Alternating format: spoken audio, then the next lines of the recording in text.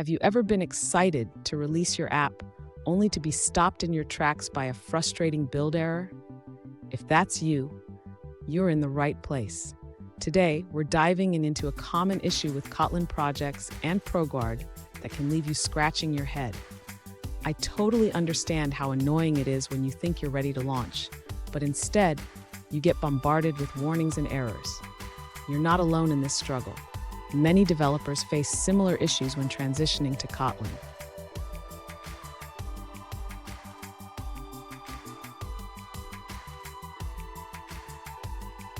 Let's take a closer look at the specific situation.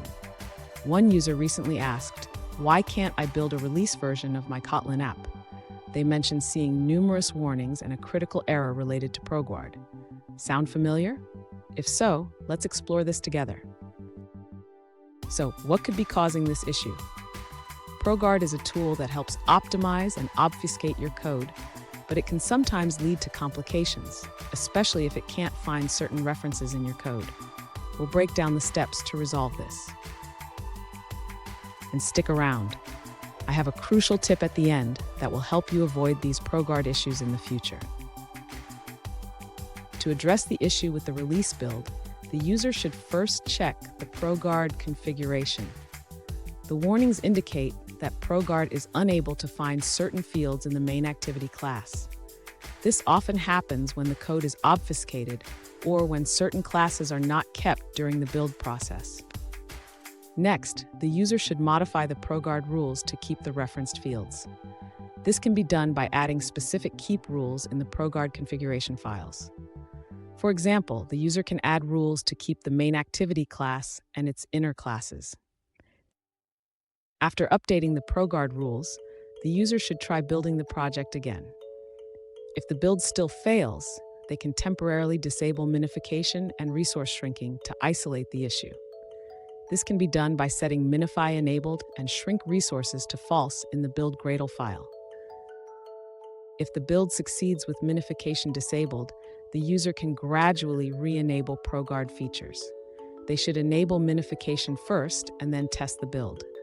If it fails again, they can recheck the ProGuard rules for any missing classes or fields. Finally, the user should consult the ProGuard documentation for additional guidance on keeping classes and fields. This can help ensure that all necessary components are preserved during the build process. Fun fact, ProGuard was originally created to help protect Java applications from reverse engineering. It's a powerful tool, but sometimes it can feel like it's working against you. Now let's look at the answers provided by other users.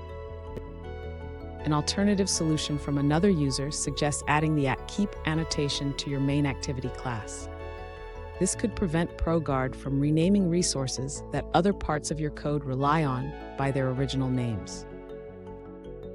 Let's take a look at an answer from another user. An alternative approach suggested by another user is to build your project without ProGuard. This can help you identify whether ProGuard is the source of the issue. Here's a pro tip. Always keep your ProGuard rules updated as your project evolves. This will save you from headaches down the line and ensure smoother builds. And there you have it. With these steps, you should be able to tackle those ProGuard issues and successfully build your release version. If you found this video helpful, don't forget to subscribe for more tips and tricks.